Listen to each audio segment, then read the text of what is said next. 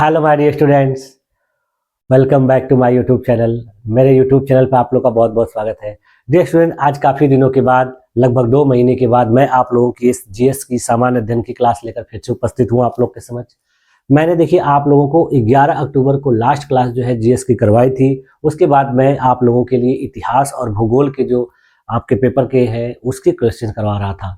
GS की class को मैंने रोक के रखा था। अब देखिए जीएस की क्लास को भी मैंने आज से फिर से प्रारंभ कर दिया है और आपके इस जीएस की क्लास में 4-5 क्लासेस जो है एकदम इम्पॉर्टेंट क्वेश्चन के रूप में कराई जाएंगी और ये क्वेश्चन इस तरीके के होंगे जो आपके एग्जाम में जरूर पूछे जा सकते हैं और विभिन्न परीक्षाओं में इनको कई बार पूछा गया है। तो जीएस की इस क्लास में देखिए मैंने आप लोगों के लिए जो 30 प्रश्न आपके एग्जाम में पूछे जाते हैं एलटी ग्रेड के एग्जाम में, जीआईसी प्रवक्ता के एग्जाम में, उन्हीं के जो परिप्रेक्ष्य से इसको तैयार किया है और इसको करने के बाद आप लोगों को इसकी साथ साथ व्याख्या भी कराई जाती है। इस व्याख्या में जो बातें बताई जाती है, जो फैक्ट बताए जाते हैं, उसके आधार पे भी देखिए आप काफी प्रश्नों को हल कर सकते हैं। ठीक है, तो जीएस की देखिए ये आज आपकी देखिए 11वीं क्लास है और इस 11वीं क्लास में भी हम लोग उसी तरीके से 30 प्रश्नों की प्रैक्टिस करेंगे जिस तरीके से पिछली क्लासेस में करते हुए आ रहे थे। तो चलिए आज की क्लास को शुरू किया जाए और उन महत्वपूर्ण 30 प्रश्नों को सॉल्व किया जाए जिनको हमको एग्जाम में जो है अपने आने वाले परीक्षा के रूप में सॉल्व करना है। ठीक है, तो चलिए आज की क्लास को शुरू करते हैं। हाँ देखिए, हम लोग एक एक करके प्रश्नों को सॉल्व करते हैं। आप लोग देखिए इस ठंड के मौसम में अपना ख्याल रखते हुए, अपनी परीक्षा का ख्याल रखते हुए अपनी पढ़ाई को अच्छी तरीके से जारी रखिए क्योंकि ठंड देखिए धीरे धीरे बढ़ती चली जा रही है। तो आप लोग इन सारी चीज़ों का ध्यान रखिए, पढ़ाई को जारी रखिए क्योंकि इस महीने में पढ़ाई आपकी अच्छी होनी चाहिए क्योंकि अगले महीने में आपको एग्जाम देना है एलटी ग्रेड के जो पेपर होने वाले हैं। देखिए बहुत से स्टूडेंट का जो एलटी ग्रेड का एग्जाम हो गया, जैसे साइंस वालों का, लैंग्वेज वालों का, लेकिन अभी बहुत से पेपर जो है बचे हुए हैं और वो सब पेपर कब होने वाले हैं? जनवरी में। तो जनवरी में होने वाले पेपरों के लिए आपको ये जीएस के क्वेश्चन से काफ़ी जो है लाभदायक होंगे और इनको आप अच्छे तरीके से प्रैक्टिस करते रहिए। ठीक है, तो चलिए आज की क्लास को शुरू करते हैं। देखिए आज की क्लास का पहला प्रश्न क्या है कि शाकंभरी यानी अजमेर के चहमान पृथ्वीराज तृतीय ने तराइन के किस युद्ध में किस गोरी सेनापति का सामना किया था? कहने का मतलब है इसमें यह पूछा जा रहा है कि पृथ्वीराज तृतीय के द्वारा किस जो है गोर सेनापति का सामना किया गया था और कब किया गया था? 1192 के तराइन युद्ध में। तो पहला ऑप्शन देखिए दिया मोहम्मद गोरी, दूसरा दिया कुतुबुद्दीन ऐबक, तीसरा दिया बहाउद्दीन तुगरिल और चौथा दिया इख्तियारुद्दीन बख्तियार खिलजी। तो देखिए पृथ्वीराज तृतीय का जो सामना किया था किस गोर सेनापति ने किया था? तो जैसे कि आप लोगों ने पिछली क्लास में पढ़ा है कि मोहम्मद गोरी के कई सेनापति थे जिसमें कुतुबुद्दीन ऐबक था, फिर याल्दौस था, कुबाचा था। तो इस तरीके से जो बहुत से इसके जो है सेनापति थे और उसमें देखिए एक और भी सेनापति था जिसका नाम था बख्तियार खिलजी। तो इस तरीके से इन सेनापतियों में किससे जो है पृथ्वीराज तृतीय का सामना हुआ था? तो देखिए बख्तियार खिलजी से नहीं हुआ था, बहाउद्दीन तुगरिल से नहीं हुआ था, मोहम्मद गोरी के तो ये लोग खुद ही सेनापति थे। तो वो जो सेनापति था जिससे 1192 की ईस्वी में तराइन का जो द्वितीय युद्ध हुआ था उसमें मुकाबला जो हुआ था पृथ्वीराज तृतीय का किससे हुआ था? कुतुबुद्दीन ऐबक से। यानी कुतुबुद्दीन देखिए मोहम्मद गोरी का एक विश्वास पात्र सेनापति था। ठीक है, तो देखिए इसका राइट आंसर क्या हो जाएगा? Option number B. व्याख्या क्या होगा कि 1192 के तराइन के द्वितीय युद्ध में गौरी की सेना का संचालन देखिए मुख्यतः उसके दास कमांडर कुतुबुद्दीन ऐबक ने किया था और जिसने निर्णायक बढ़त दिलवाई थी। अगला क्वेश्चन देखिए क्या है, यहाँ पे कुछ क्रोनोलॉजी टाइप के क्वेश्चन है। एक क्वेश्चन देखिए अरेंजमेंट से रिलेटेड है। इसमें पूछा जा रहा है कि सही क्रम में लगाएं। पहला दिया है खिलजी क्रांति, दूसरा दिया मलिक काफूर के दक्कन अभियान, तीसरा दिया अमरोहा का युद्ध और चौथा दिया है अलाउद्दीन की मृत्यु। तो इसमें देखिए आपको क्रम से लगाना है। तो हाँ ऑप्शन देखिए क्या दिया गया है कि पहला, तीसरा, दूसरा, चौथा, फिर दिया पहला, दूसरा, तीसरा, चौथा, तीसरा, पहला, दूसरा, चौथा, पहला, तीसरा, चौथा, दूसरा। तो इसमें देखिए जो आपका राइट आंसर हो जाएगा, इसमें देखिए जो खिलजी क्रांति हुई थी ये सबसे पहले हुई थी। इसके बाद फिर देखिए अमरोहा का युद्ध हुआ था। इसके बाद देखिए मलिक काफूर यानी ये एक हो जाएगा, फिर ये तीसरा वाला जो है दूसरा हो जाएगा। मलिक काफूर का जो दक्कन अभियान था ये देखिए आपका तीसरा हो जाएगा और चौथा वाला जो है आपका चौथा। यानी इसके बाद जो है अलाउद्दीन की मृत्यु। यानी आपका जो सही ऑप्शन क्या हो जाएगा? पहला, दूसरा, तीसरा, चौथा। तो देखिए पहला, ये तीसरा, यानी देखिए इसमें पहले के बाद तीसरा, दूसरा, चौथा, यानी यही आपका राइट ऑप्शन है। बाकी इसमें देखिए क्या है, पहला, दूसरा, तीसरा, चौथा क्रम से नहीं होगा। इसमें तीसरा पहला नहीं होगा, यहाँ पहला तीसरा इवन है, यानी इस क्वेश्चन का आपका देखिए सही ऑप्शन क्या हो जाएगा, ऑप्शन नंबर ए। सही उत्तर क्या है, ए। ठीक, देखिए आंसर क्या है, ए। व्याख्या क्या होगा कि खिलजी क्रांति 1290 में, अमरोहा का युद्ध 1305 में, मलिक काफूर का दक्कन अभियान 1306 से 1311, अलाउद्दीन की मृत्यु 1316। तो इस तरीके से इसका सही क्रोनोलॉजी ये। ठीक, अगला प्रश्न देखिए क्या दिया है कि बाजार नियंत्रण हेतु दीवाने रियासत किसने बनाया, यानी बाजार को नियंत्रित करने के लिए दीवाने रियासत किसके द्वारा बनाया गया। पहला देखिए दिया अलाउद्दीन खिलजी, दूसरा दिया फिरोज शाह तुगलक, तीसरा दिया बलबन और चौथा दिया सिकंदर लोदी। तो देखिए बाजार के नियंत्रण हेतु जो दीवाने रियासत बनाया गया था वो देखिए सिकंदर लोदी नहीं, बलबन नहीं, फिरोज शाह तुगलक नहीं, बल्कि किसके द्वारा बनाया गया था, अलाउद्दीन खिलजी। अलाउद्दीन खिलजी ने देखिए बहुत बड़ी सेना रखी थी और उस सेना को सही तरीके से खर्च चलाने के लिए इसने इस तरह की व्यवस्था को बनाया था। ठीक है, तो देखिए सही उत्तर क्या हो जाएगा, ऑप्शन नंबर ए। व्याख्या क्या होगा कि बाजार नियंत्रण के लिए अलाउद्दीन खिलजी ने दीवाने रियासत विभाग की स्थापना की थी। यह उसके द्वारा देखिए लागू की गई बाजार नियंत्रण नीति का एक महत्वपूर्ण हिस्सा था। बाजार नियंत्रण नीति का उद्देश्य जो है कम कीमतों पर बड़ी सेना बनाए रखना था। इस विभाग की देखरेख के लिए उसने सहना मंडी नामक एक अधिकारी भी नियुक्त किया था।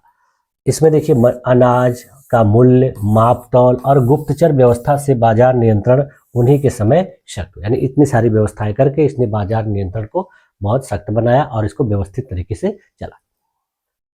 अगला क्वेश्चन देखिए, बहमनी राजधानी अंततः महमूद गवाह के प्रभाव काल में किस स्थान पर केंद्रित हुई, यानी जो बहमनी की राजधानी थी अंततः महमूद गवाह के शासन काल में, प्रभाव काल में कहां पर केंद्रित हुई। तो पहला देखिए दिया गुलबर्गा, दूसरा दिया बीदर, तीसरा दिया दौलताबाद और चौथा दिया बीजापुर। तो बहमनों की जो राजधानी थी महमूद गवाह के प्रभाव काल में देखिए किस स्थान पर केंद्रित हुई, तो बीजापुर नहीं, दौलताबाद नहीं, गुलबर्गा नहीं, बल्कि कहां पर केंद्रित हुई, बीदर। यानी इस क्वेश्चन का आपका सही उत्तर क्या हो जाएगा, ऑप्शन नंबर बी। सही उत्तर क्या है, बी। देखिए आंसर क्या है, बी। व्याख्या क्या होगा कि प्रारंभिक राजधानी गुलबर्गा थी, 15वीं शताब्दी में राजधानी को क्या किया उसने, बीदर शिफ्ट कर दिया। ठीक, अगला क्वेश्चन देखिए दिया है कि सही जोड़ा पहचाने, यानी इसमें से जो जोड़ा है वो सही कौन सा है।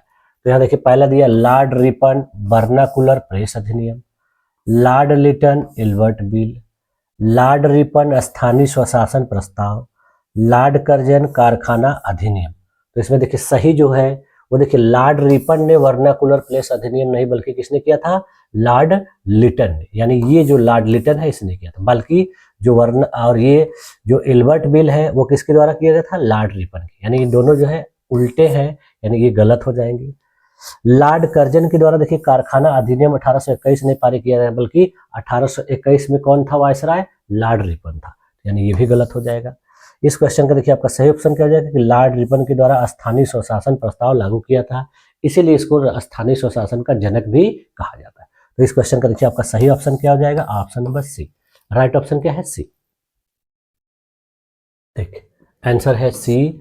व्याख्या क्या होगा कि स्थानीय स्वशासन का जनक जो है रिपन था। वर्नाकुलर प्लेस एक्ट देखिए लिटन के द्वारा 1878 में लाया गया था। इल्बर्ट बिल देखिए रिपन के द्वारा 1883 ईस्वी में, और कारखाना अधिनियम जो है 1881 में रिपन के द्वारा ही पारित हुआ। ठीक, अगला क्वेश्चन देखिए दिया है कि पूना पैक्ट 1932 किनके बीच हुआ था। तो इसका देखिए पहला ऑप्शन दिया है गांधी अंबेडकर, दूसरा दिया गांधी जिन्ना, तीसरा दिया अंबेडकर नेहरू और चौथा दिया गांधी इरविन। तो देखिए पूना पैक्ट जो है ये रैमजे मैकडोनाल्ड के द्वारा जो सांप्रदायिक पंचाट घोषित किया गया था उसी के विरोध में हुआ था। तो इस देखिए गांधी इरविन के बीच में नहीं, अंबेडकर नेहरू के बीच में नहीं, गांधी जिन्ना के बीच में नहीं, बल्कि गांधी और अंबेडकर के बीच में हुआ था। इस क्वेश्चन का आपका सही ऑप्शन क्या हो जाएगा, ऑप्शन नंबर ए। सही उत्तर क्या है, ए। देखिए आंसर है ए। व्याख्या क्या होगा कि पूना पैक्ट जो है 1932 ईस्वी में महात्मा गांधी और डॉक्टर भीमराव अंबेडकर के बीच में हुआ था। एक्चुअली देखिए उसमें महात्मा गांधी जी नहीं शामिल हो पाए थे क्योंकि वो अररिया जेल में अनशन पर बैठे हुए थे, तो इनकी तरफ से देखिए पंडित मदन मोहन मालवीय को भेजा गया था। तो इस तरीके से यह समझौता देखिए 24 सितंबर 1932 को पुणे की यरवदा सेंट्रल जेल में हुआ था। समझौते में देखिए दलितों के लिए अलग निर्वाचन मंडल को समाप्त कर दिया गया। लेकिन उनकी जो आरक्षित सीट थी उसकी संख्या को बढ़ा दिया गया और केंद्रीय विधानमंडलों में भी, यानी प्रांतीय और केंद्रीय विधानमंडल दोनों में बढ़ा दिया। दलितों की ओर से देखिए डॉक्टर अंबेडकर ने और हिंदू नेताओं की ओर से पंडित मदन मोहन मालवीय ने इस पद पर हस्ताक्षर किए, यानी इस प्रस्ताव पर, इस पैक्ट पर, समझौते पर हस्ताक्षर किसके द्वारा किया गया था? तो डॉक्टर भीमराव अंबेडकर और पंडित मदन मोहन मालवीय के द्वारा। ठीक, अगला क्वेश्चन देखिए, रणजीत सिंह के एकीकरण से पहले कौन सा सिख मिसल संघ प्रमुख था? यानी रणजीत सिंह ने जब एकीकरण किया उसके पहले कौन सा सिख मिसल जो है प्रमुख था? यानी पहले बहुत से सिख मिसल थे, सबको इन्होंने क्या किया था? एकीकृत किया था। तो इसमें देखिए पहला दिया है सुकर चकिया, दूसरा दिया अहलूवालिया, तीसरा दिया भंगी और चौथा दिया है रामगढ़िया। तो रणजीत सिंह के एकीकरण से पहले जो सिख मिसल प्रमुख था देखिए वो रामगढ़िया नहीं था, भंगी नहीं था, अहलूवालिया नहीं था, बल्कि कौन सा था? शुकर चकिया। यानी इस क्वेश्चन का आपका सही उत्तर क्या हो जाएगा? Option number A. सही उत्तर क्या है? ए।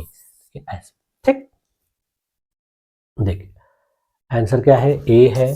व्याख्या क्या होगा कि महाराजा रणजीत सिंह के एकीकरण से पहले का जो प्रमुख सिख मिसल था वो सुकर चकिया मिसल था।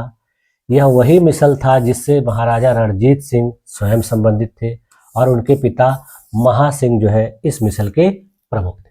ठीक, अगला क्वेश्चन देखिए दिया है, इसमें भी देखिए क्या है, आपका क्रोनोलॉजी वाला प्रश्न है, अरेंज करना है। इसमें देखिए क्या लिखा है कि निम्नलिखित को काल क्रमानुसार व्यवस्थित कीजिए। सबसे पहला देखिए दिया है चंपारण सत्याग्रह, उसके बाद फिर देखिए खेड़ा सत्याग्रह, फिर दिया है अहमदाबाद मील हड़ताल और चौथा दिया है रौलट सत्याग्रह। ठीक है, तो इसमें क्रम से आपको लगाना है। देखिए पहला ऑप्शन क्या दिया है कि पहला, तीसरा, दूसरा, चौथा। फिर उसके बाद देखिए पहला, दूसरा, तीसरा, चौथा। फिर देखिए तीसरा, पहला, दूसरा, चौथा, पहला, दूसरा, चौथा और तीसरा। तो इसमें देखिए सबसे पहले जो हुआ था चंपारण सत्याग्रह चलाया गया था गांधी जी के द्वारा, यानी जिसमें आपका वन है वो उन्हीं में से कोई एक हो, यानी इसमें पहले तीसरा दे दिया, ये तो बिल्कुल गलत है। अब वन में देखिए क्या है कि चंपारण सत्याग्रह हुआ था, उसके बाद इसमें देखिए जिसमें पहला दिया गया है आपका वो देखिए सही होता है, यानी पहला देखिए इसमें 3 में दिया है, इसमें तीसरा दिया, इसका सबसे पहले ये गलत हो जाएगा। उसके बाद फिर देखिए चंपारण सत्याग्रह के बाद गांधी जी के द्वारा अहमदाबाद मिल जो हड़ताल आंदोलन था ये चला गया। हालांकि देखिए खेड़ा और अहमदाबाद मिल वाले में बहुत ज़्यादा फर्क नहीं था, 4-5 दिन या 1 हफ्ते का फर्क था, लेकिन पहले इसके बाद अहमदाबाद मिल, उसके बाद खेड़ा, तो यानी पहला ये, उसके बाद तीसरा, यानी पहला और तीसरा। यहाँ देखिए पहला और दूसरा दिया है, यानी ये दोनों गलत हो जाएंगे। आपका क्या हो जाएगा? पहला, तीसरा, दूसरा और चौथा। यानी इस क्वेश्चन का सही उत्तर क्या हो जाएगा? Option number A. यानी सबसे पहले चंपारण सत्याग्रह, फिर अहमदाबाद मिल, फिर खेड़ा सत्याग्रह और रौलट सत्याग्रह सबसे बाद। ठीक, तो सही उत्तर क्या हो जाएगा आपका? Option number A. सही उत्तर क्या है? ए। व्याख्या क्या होगा कि चंपारण सत्याग्रह देखिए 10 अप्रैल 1917 को, अहमदाबाद मिल हड़ताल जो है 15 मार्च 1918 को, और खेड़ा सत्याग्रह देखिए 22 मार्च 1918 को, रौलट सत्याग्रह 6 अप्रैल 1919 को। तो इस तरीके से गांधी जी के द्वारा ये सत्याग्रह चलाए गए थे। ठीक, अगला क्वेश्चन देखिए दिया है, यंग बंगाल आंदोलन का नेतृत्व किसने किया? तो पहला ऑप्शन देखिए दिया राजा राम मोहन राय, दूसरा दिया देरोजियो, तीसरा दिया विद्यासागर और चौथा दिया बंकिम चंद्र चटर्जी। तो देखिए यंग बंगाल आंदोलन का नेतृत्व बंकिम चंद्र जी ने ही, विद्यासागर ने नहीं, राजा राम मोहन राय ने, बल्कि हेनरी विवियन देरोजियो के द्वारा किया गया। इस क्वेश्चन का सही ऑप्शन क्या हो जाएगा? Option number B. सही उत्तर क्या है? बी। देखिए आंसर है बी। व्याख्या क्या होगा कि यंग बंगाल आंदोलन का नेतृत्व हेनरी विवियन देरोजियो ने किया था। देरोजियो ने देखिए कोलकाता के हिंदू कॉलेज में पढ़ाने के दौरान अपने छात्रों के बीच तर्कसंगत सोच, स्वतंत्रता और समानता के विचारों को बढ़ावा दिया, जिससे क्या हुआ कि बंगाली युवाओं में एक बौद्धिक और क्रांतिकारी आंदोलन को प्रेरणा मिली। ठीक, अगला क्वेश्चन देखिए दिया है, गलत जोड़ी पहचानी, यानी इसमें से कौन सा इनकरेक्ट है, और आपको क्या मैच करना है? कांग्रेस की बैठक और उसका परिणाम, यानी कांग्रेस की कौन सी बैठक का क्या परिणाम हुआ। तो यहाँ देखिए दिया पहला कि लखनऊ समझौता 1916 में हुआ था कांग्रेस लीग के बीच। नागपुर 1920 की जो कांग्रेस की बैठक थी ये इसमें असहयोग आंदोलन कार्यक्रम। तीसरा दिया कराची की बैठक 1931 में, इसमें दिखा है मौलिक अधिकारों और आर्थिक नीति का प्रस्ताव। और चौथा दिया है फैजपुर का सम्मेलन, भारत छोड़ो प्रस्ताव।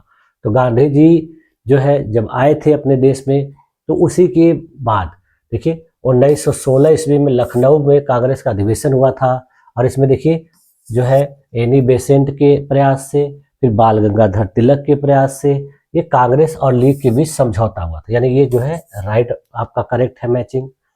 नागपुर में ही देखिए अधिवेशन में असहयोग कार्यक्रम का प्रस्ताव जो है पारित किया गया, ये भी आपका सही है, ये भी सही है।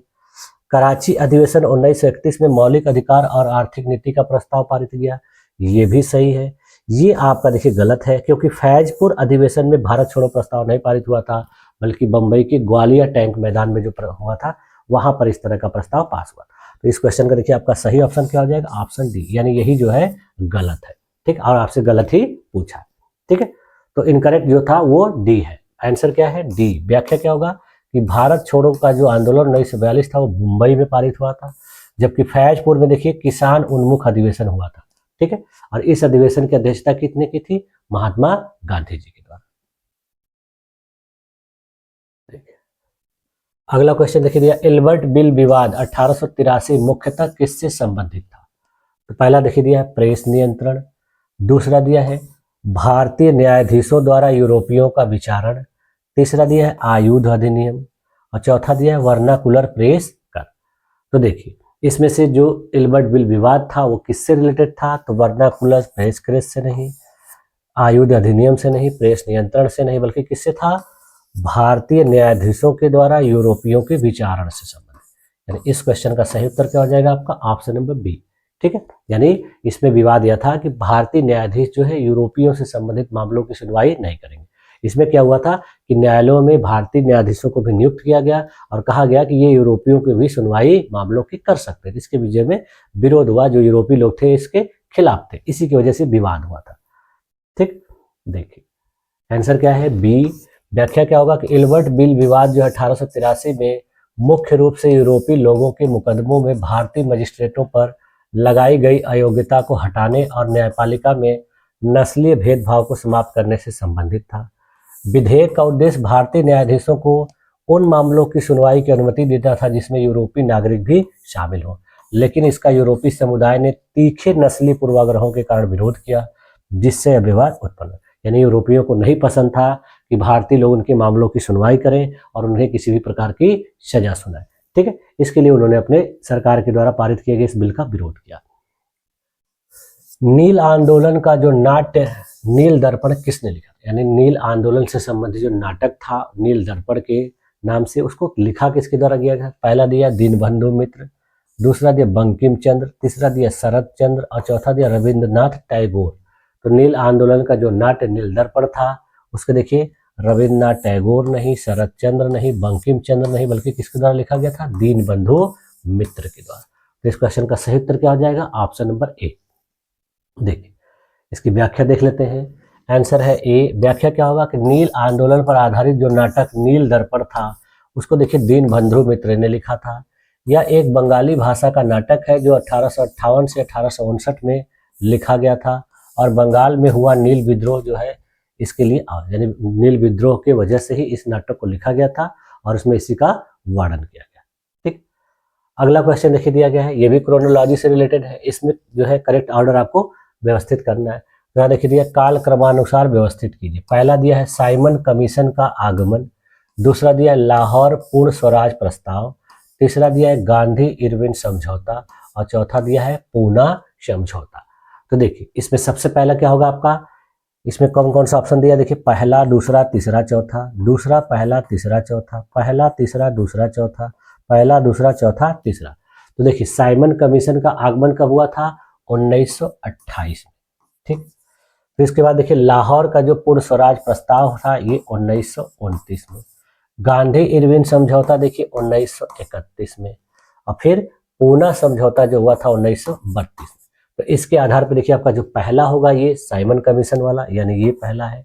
उसके बाद फिर देखिए आपका 1929 में लाहौर का पूर्ण स्वराज, यानी ये हो गया। फिर उसके बाद देखिए गांधी इरविन समझौता और लास्ट में पूना, यानी इस क्वेश्चन का देखिए आपका ये तीनों नहीं होंगे। सही ऑप्शन क्या हो जाएगा, ऑप्शन नंबर ए। सही उत्तर क्या है, ए। देखिए आंसर है ए।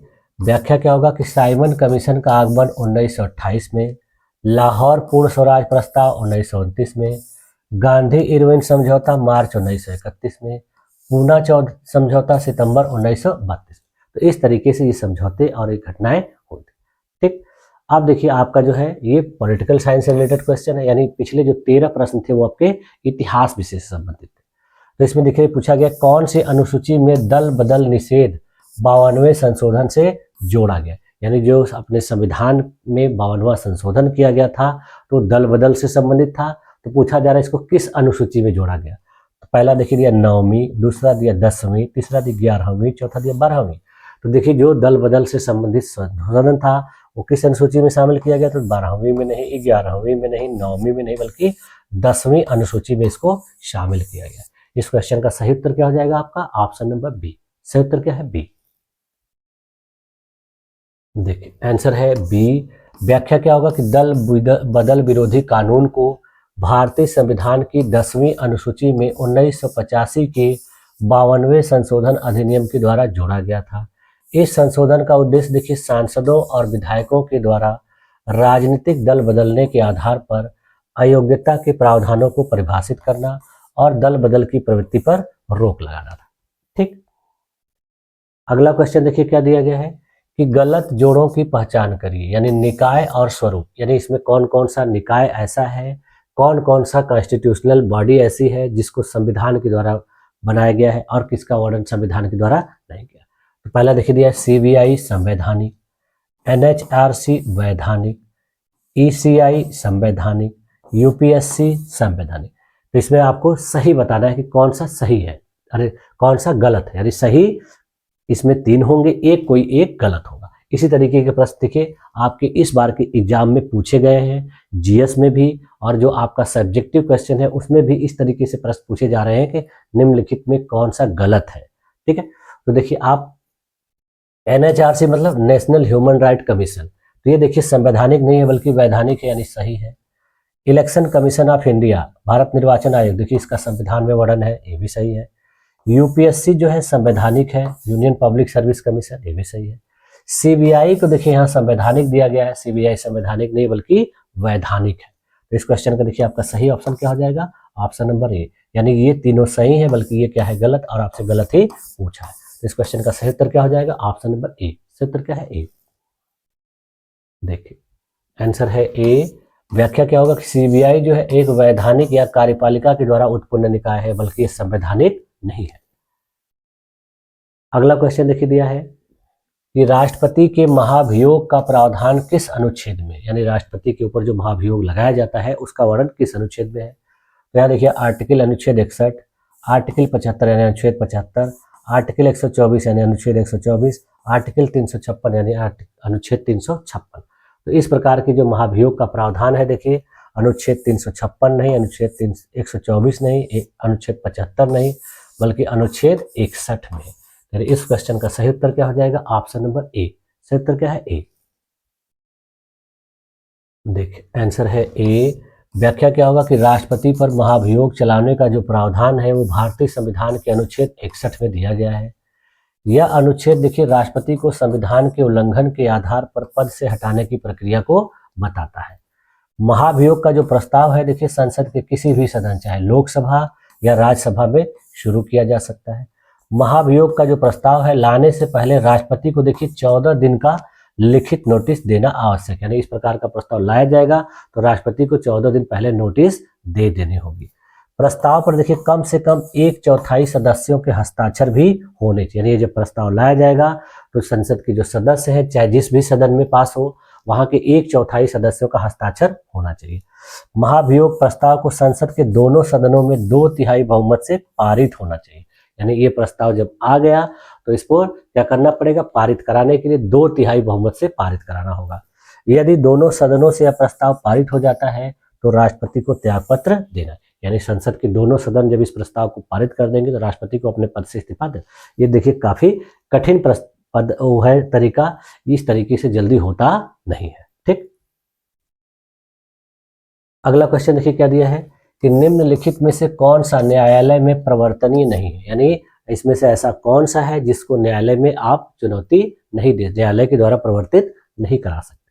तो पहला देखिए दिया मौलिक अधिकार, दूसरा दिया नीति निर्देशक सिद्धांत, तीसरा दिया अस्पृश्यता के विरुद्ध अधिकार, और चौथा दिया समानता का अधिकार।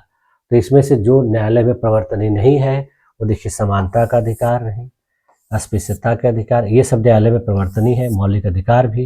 नीति निर्देशक सिद्धांत जो है ये न्यायालय में प्रवर्तनीय नहीं है। ये देखिए सरकार की इच्छा और सुविधा के आधार पर होता है, यानी सरकार की इच्छा के ऊपर निर्भर करता है कि सरकार इनको प्रदान करे या ना करे। तो सही उत्तर क्या हो जाएगा आपका? Option number B. देखिए आंसर क्या है? बी। व्याख्या क्या होगा कि नीति निर्देशक सिद्धांत जो है न्यायालय में प्रवर्तनीय नहीं है, बाकी शेष क्या है? प्रवर्तनीय है। अगला प्रश्न देखिए क्या दिया है कि उच्च न्यायालयों के न्यायाधीशों की नियुक्ति कौन करता है, यानी उच्च न्यायालय के जो न्यायाधीश होते हैं उनको कौन नियुक्त करता है। तो पहला देखिए दिया राष्ट्रपति, दूसरा दिया है राज्यपाल, तीसरा दिया है भारत के मुख्य न्यायाधीश और चौथा दिया है प्रधानमंत्री। तो उच्च न्यायालय के न्यायाधीशों की नियुक्ति देखिए किसके द्वारा की जाती है? तो प्रधानमंत्री के द्वारा नहीं, भारत के मुख्य न्यायाधीश के द्वारा नहीं, राज्यपाल के द्वारा नहीं, बल्कि किसके द्वारा की जाती है? राष्ट्रपति के द्वारा। यानी इस क्वेश्चन का सही उत्तर क्या हो जाएगा? Option number A. सही उत्तर क्या है? ए। देखिए आंसर है ए। व्याख्या क्या होगा कि भारत में उच्च न्यायालय के न्यायाधीशों की नियुक्ति भारत के राष्ट्रपति के द्वारा संविधान के अनुच्छेद 217 के अनुसार की जाती है। इसके लिए उन्हें भारत के मुख्य न्यायाधीश, राज्य के राज्यपाल और संबंधित उच्च न्यायालय के मुख्य न्यायाधीश से परामर्श करना होता है। उच्च न्यायालय के न्यायाधीश को राज्य का राज्यपाल शपथ दिलाता है। ठीक है, यानी नियुक्ति की जाती है राष्ट्रपति के द्वारा, लेकिन शपथ किसके द्वारा दिया जाता है? उस राज्य के राज्यपाल के द्वारा। अगला क्वेश्चन देखिए दिया है, परिसीमन के मामलों का अंतिम निर्णय किसका होता है? यानी जो परिसीमन होता है उसका अंतिम निर्णय किसका होता है? तो पहला देखिए दिया परिसीमन आयोग, दूसरा दिया सर्वोच्च न्यायालय, तीसरा दिया निर्वाचन आयोग और चौथा दिया है विधि आयोग। तो परिसीमन के मामलों का जो अंतिम निर्णय होता है देखिए वो है वो विधि आयोग का नहीं, सर्वोच्च न्यायालय का नहीं, परिसीमन आयोग का नहीं, बल्कि किसका होता है? भारत निर्वाचन आयोग। यानी भारत निर्वाचन आयोग का जो निर्णय होता है इससे संबंधित अंतिम निर्णय होता है। ठीक है, तो देखिए आंसर क्या हो जाएगा आपका? Answer C option. व्याख्या क्या होगा कि परिसीमन यानी डिलिमिटेशन के मामलों का अंतिम निर्णय जो है भारत का निर्वाचन आयोग करता है, इलेक्शन कमीशन ऑफ इंडिया। ठीक है, अगला क्वेश्चन देखिए दिया है, धन विधेयक की परिभाषा किस अनुच्छेद में है? पहला देखिए दिया अनुच्छेद 110, दूसरा दिया अनुच्छेद 112, तीसरा दिया अनुच्छेद 117 और चौथा दिया अनुच्छेद 266। तो धन विधेयक की परिभाषा देखिए अनुच्छेद 266 नहीं, अनुच्छेद 117 नहीं, अनुच्छेद 112 नहीं, बल्कि अनुच्छेद 110 में है। यानी इस क्वेश्चन का सही उत्तर क्या हो जाएगा? Option number A. सही उत्तर क्या है? ए। देखिए आंसर है ए। व्याख्या क्या होगा कि भारतीय संविधान के अनुच्छेद 110 में धन विधेयक की परिभाषा दी गई है। इस अनुच्छेद में बताया गया है कि धन विधेयक वे होते हैं जो कर लगाना, भारत की संचित निधि से धन निकालना या भारत की संचित निधि से कोई व्यय करना या धन से संबंधित अन्य वित्तीय मामलों पर विचार करना। किसी विधेयक को देखिए धन विधेयक के रूप में वर्गीकृत करने का जो अंतिम निर्णय होता है वो लोकसभा अध्यक्ष का होता है। धन विधेयक केवल लोकसभा में प्रस्तुत किया जा सकता है, न कि राज्यसभा में। धन विधेयक जो है वित्तीय विधेयक से भिन्न होता है, जो भारतीय संविधान के अनुच्छेद 117 के तहत परिभाषित, यानी जो धन विधेयक है वो वित्तीय विधेयक से अलग होता है। यह केवल लोकसभा में पेश किया जा सकता है और इस पर अंतिम निर्णय लोकसभा के अध्यक्ष। इतनी बातें आपको पता होनी चाहिए। ठीक, अगला क्वेश्चन देखिए दिया है कि आपको क्रोनोलॉजिकल ऑर्डर में इनको अरेंज करना है। तो देखिए सबसे पहला क्या दिया कि विभिन्न आयोगों को काल क्रमानुसार व्यवस्थित कीजिए। ठीक है, तो इसमें सबसे पहले देखिए दिया सरकारिया आयोग, दूसरा दिया है पुंछी आयोग, तीसरा दिया है मंडल आयोग और चौथा दिया वेंकट चेलैया आयोग। ठीक है, तो इसमें काल क्रमानुसार आपको अरेंज करना है। तो इसमें देखिए जो आयोग सबसे पहले गठित हुआ था वो देखिए है मंडल आयोग। मंडल आयोग सबसे पहले गठित हुआ था। उसके बाद फिर देखिए सरकारिया आयोग गठित हुआ था। उसके बाद फिर देखिए आपका वेंकट चेलैया हुआ था। सबसे लास्ट में जो है पुंछी आयोग, यानी इसमें तीसरा आपका पहले दिया हुआ है वो होगा। तो यानी देखिए यहाँ पर पहला, तीसरा, दूसरा ये गलत हो जाएगा। तीसरा दिया है ये, इसमें से देखना है यहाँ पहला दिया गलत, ये दोनों देखिए तीसरा दिया है सबसे पहले, इन दोनों में से कोई एक होगा। तो यानी हमारा ये क्या है? पहला है। उसके बाद सरकारी आयोग क्या है? दूसरा है। इसके बाद भी देखिए वेंकट चेलैया तीसरा है, ये क्या है? चौथा। तो इस तरीके से देखिए क्या होगा हमारा 1 2, यानी क्या है 3 1 4 2, यानी इस क्वेश्चन का सही उत्तर क्या हो जाएगा आपका? Option number B. सही उत्तर क्या है? बी। ठीक, देखिए आंसर क्या है आपका? बी।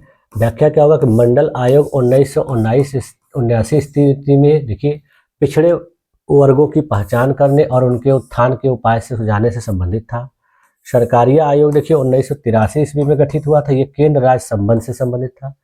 वेंकटचलैया आयोग देखिए 2000 में स्थापित था, ये भारत में संविधान के कामकाज की समीक्षा करने के लिए राष्ट्रीय आयोग था। और पुंछी आयोग देखिए सबसे लास्ट में 2007 में नियुक्त हुआ था, ये केंद्र राज्य संबंध से संबंधित है।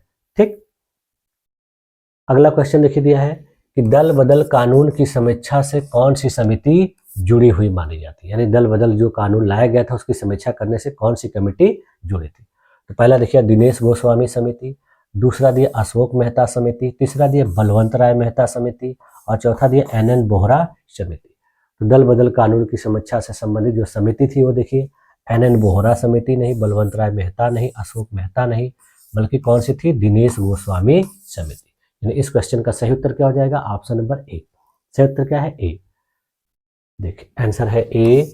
व्याख्या क्या होगा कि दल बदल कानून की समीक्षा से मुख्य रूप से दिनेश गोस्वामी समिति जो 1990 में स्थित थी, ये विधि आयोग 1999 और संविधान समीक्षा आयोग 2002 जैसी संस्थाएं जुड़ी मानी। दल बदल कानून से 3 समितियां जुड़ी थी। ठीक, अगला क्वेश्चन देखिए दिया है भूगोल से संबंधित है कि कौन सी नदी यमुना की सहायक नहीं है, यानी यमुना की सहायक नदियों के बारे में पूछा जा रहा है। तो यहाँ देखिए दिया चंबल, बेतवा, केन, सोन। तो यमुना की सहायक नदी देखिए चंबल है, बेतवा भी है, केन भी है, बल्कि सोन किसकी सहायक नदी है? गंगा की है। तो इस क्वेश्चन का देखिए आपसे सही ऑप्शन क्या हो जाएगा? ऑप्शन नंबर डी, यानी इसमें से सोन नदी जो है यमुना की सहायक नहीं।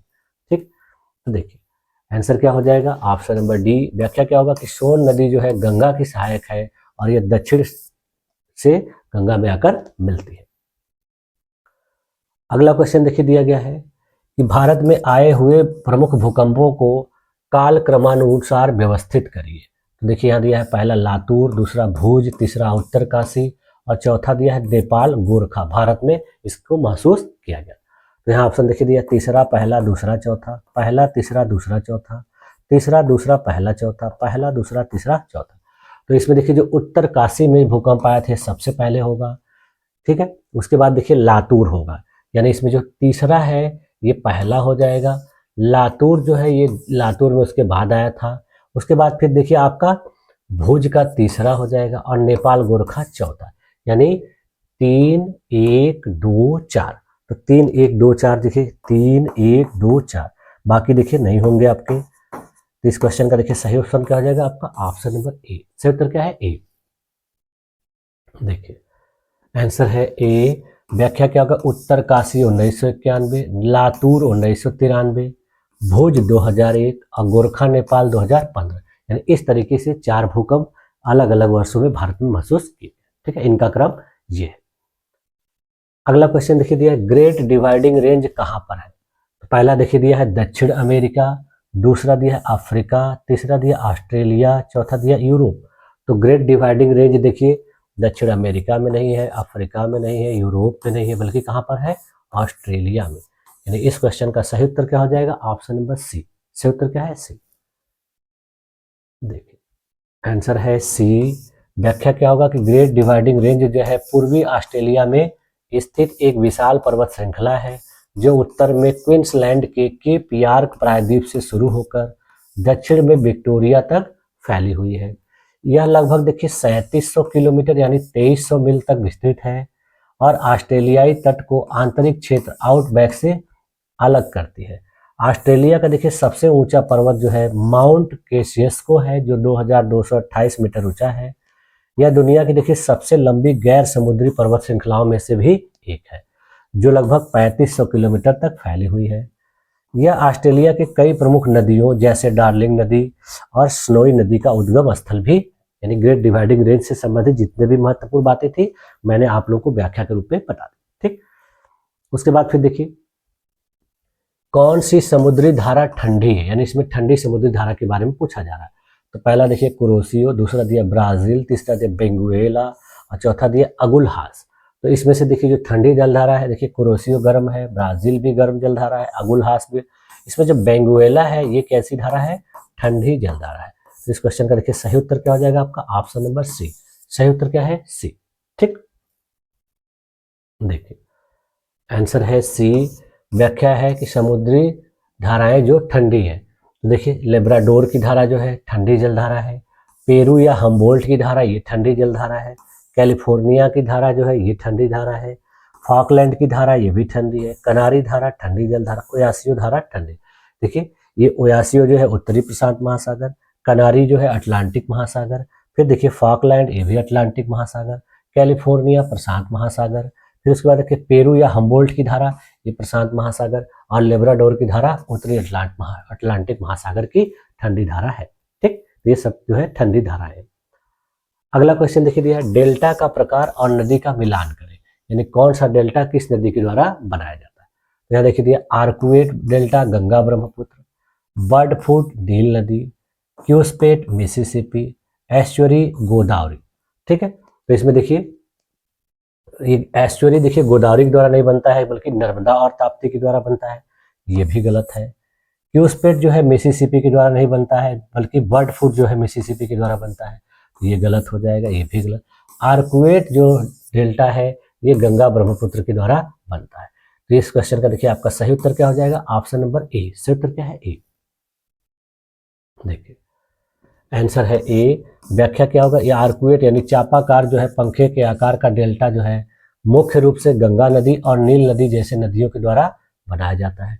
बर्डफुल डेल्टा जो है मिसिसिपी नदी के द्वारा बनता है और यह डेल्टा पक्षी के पैर के आकार का होता है। क्यूस्पेट जो है दांत जैसी आकृति वाला डेल्टा होता है, यह इटली की टाइबर नदी के द्वारा बनता है। एस्चुरी जो है डेल्टा उन नदियों के मुहानों पर बनता है जो भ्रंश घाटी से गुजरती हैं और अरब सागर में गिरती हैं, जैसे भारत की नर्मदा और ताप्ती नदियां और फ्रांस की सेन नदी, यानी ये नदियां जो है भ्रंश घाटी से होकर गुजरती हैं, इनके द्वारा एस्चुरी बनता है। गोदावरी नदी जो है एक लोबेट प्रकार का डेल्टा बनाती है जिसमें एक गोलाकार उभार और अनेक वितरिकाएं होती हैं। ठीक, तो इस तरीके से विभिन्न प्रकार के डेल्टा का निर्माण अलग अलग नदियों के द्वारा होता है। अगला क्वेश्चन देखिए, कौन सा दर्रा जो है श्रीनगर से लेह को जोड़ता है। तो पहला देखिए दिया जोजिला, दूसरा दिया नाथुला, तीसरा दिया रोहतांग और चौथा दिया खारदुंगला। तो वह दर्रा जो श्रीनगर से लेह को जोड़ता है वो देखिए खारदुंगला नहीं है, रोहतांग नहीं है, नाथुला नहीं है, बल्कि कौन सा है, जोजिला है। यानी इस क्वेश्चन का सही उत्तर क्या हो जाएगा आपका, ऑप्शन नंबर ए। सही उत्तर क्या है, ए। देखिए आंसर है ए। व्याख्या क्या होगा कि श्रीनगर और लेह को जोजिला दर्रा जोड़ता है। यह दर्रा देखिए लद्दाख में हिमालय में स्थित एक पहाड़ी दर्रा है जो कश्मीर घाटी को द्रास और सिंधु घाटी से जोड़ता है। जोजिला जो है श्रीनगर कारगिल लेह मार्ग पर स्थित रणनीतिक दर्रा है। ठीक, अब देखिए अगला क्वेश्चन है 29वां प्रश्न। इसमें क्या पूछा जा रहा है कि निर्माण काल के अनुसार व्यवस्थित कीजिए। पहला देखिए अरावली, दूसरा हिमालय, तीसरा पश्चिमी घाट, चौथा सतपुड़ा। यानी किसमें से किसका निर्माण कब हुआ, पहले कौन हुआ, बाद में कौन हुआ, इसी क्रम में हमको अरेंज करना है। ये भी क्रोनोलॉजी से रिलेटेड प्रश्न है। तो देखिए यहाँ दिया है पहला तीसरा दूसरा चौथा, तीसरा पहला चौथा दूसरा, पहला चौथा तीसरा दूसरा, चौथा तीसरा पहला दूसरा। तो देखिए इसमें सबसे पहले निर्माण देखिए किसका हुआ है, तो अरावली पर्वत जो है अपने देश का सबसे पुराना पर्वत श्रृंखला, सबसे पहले ये। इसके बाद फिर देखिए दूसरा जो है सतपुड़ा है, इसके बाद फिर देखिए तीसरा जो है पश्चिमी घाट है और चौथा हिमालय, यानी हिमालय सबसे लास्ट में बना है। तो इसके अनुसार देखिए यहाँ पर जो पहला है ये हो जाएगा, फिर देखिए सतपुड़ा यानी ये तीसरा तो कभी नहीं होगा, पश्चिमी घाट चौथा भी नहीं होगा, इन दोनों में से कोई एक होगा। तो अरावली पहला है, ये पहला है, पहला है। फिर उसके बाद देखिए सतपुड़ा जिसमें होगा, तो सतपुड़ा देखिए इसमें है, ये सतपुड़ा है। इसके बाद देखिए ये भी गलत हो जाएगा आपका, ये भी गलत हो जाएगा, यानी सही आंसर क्या हो जाएगा आपका, ऑप्शन नंबर सी। सही उत्तर क्या है, सी। ठीक, तो देखिए आंसर क्या है, सी। व्याख्या क्या होगा कि निर्माण काल के अनुसार जो है व्यवस्थित करने पर सही क्रम क्या होगा, अरावली, सतपुड़ा, पश्चिमी घाट और हिमालय। ठीक, अब देखिए आज की क्लास का लास्ट क्वेश्चन, और इस क्वेश्चन में भी देखिए क्रोनोलॉजिकल टाइप का प्रश्न है। और इसमें देखिए क्या पूछा जा रहा है कि निम्न मुगल दक्कन घटनाओं को क्रमानुसार लगाएं, यानी मुगलों से संबंधित जो दक्कन में घटनाएं हुई थी, जो संधियां हुई थी, उनको क्रम से लगाना है। तो जिसमें सबसे पहले प्राचीन कौन सी थी और नवीन कौन सी। ठीक, तो देखिए पहला दिया है जहांगीर अहमदनगर संधि, दूसरा दिया है औरंगजेब के द्वारा गोलकुंडा विजय, तीसरा दिया है शाहजहां के द्वारा अहमदनगर का विलय, और चौथा दिया है तालीकोटा का युद्ध, दक्कन राजनीति की पृष्ठभूमि। ठीक है, तो इसमें देखिए सबसे पहले कौन सी घटना है, तो देखिए यहाँ पर क्या करिए, चौथा पहला तीसरा दूसरा, पहला चौथा तीसरा दूसरा, चौथा तीसरा पहला दूसरा, तो पहला तीसरा चौथा दूसरा। तो इसमें देखिए क्या है कि जो दक्कन यानी तालीकोटा का जो युद्ध था, दक्कन राजनीति की पृष्ठभूमि जो कहा जा रहा है, ये सबसे पहला होगा, यानी जिसमें चौथा होगा वो आपका पहला, यानी चौथा इसमें दिया है, इसमें दिया, यानी ये दोनों आपके रॉन्ग हो जाएंगे। अब इन्हीं दोनों में से आपका सही उत्तर होगा। तो चौथा देखिए इसमें भी दिया, इसमें भी दिया। उसके बाद फिर देखिए आपका क्या होगा, ये औरंगजेब जो है ये सबसे लास्ट में होगा, यानी जो है दूसरा वाला जो ऑप्शन जिसमें दिया गया है वो सबसे लास्ट में होगा। तो यहाँ देखिए दूसरा दिया गया है, इसके बाद फिर देखिए यहाँ भी दूसरा दिया है। अब इसमें आपको पहचानना है कि जहांगीर और शाहजहां, तो यानी देखिए इसके बाद क्या होगा आपका पहला, यानी जहांगीर की अहमदनगर संधि, तो इसमें देखिए पहला होगा, यानी ये आपका मिल गया, ये मिल गया, ये मिल गया। अब देखिए क्या है कि जो तीसरी है, यानी ये शाहजहां का जो है, ये देखिए औरंगजेब का गोलकुंडा विजय मिल ही गया, सबसे लास्ट था। फिर देखिए ये जो शाहजहां वाला है ये तीसरा हो जाएगा, तो ये हो जाएगा, ये हो जाएगा, ये, यानी इस क्वेश्चन का आपका सही आंसर क्या हो जाएगा, ऑप्शन नंबर ए। सही उत्तर क्या है, ए, यानी ये जो है आपका गलत हो जाएगा। ठीक है, तो इस क्वेश्चन का देखिए सही उत्तर क्या है, ऑप्शन नंबर ए।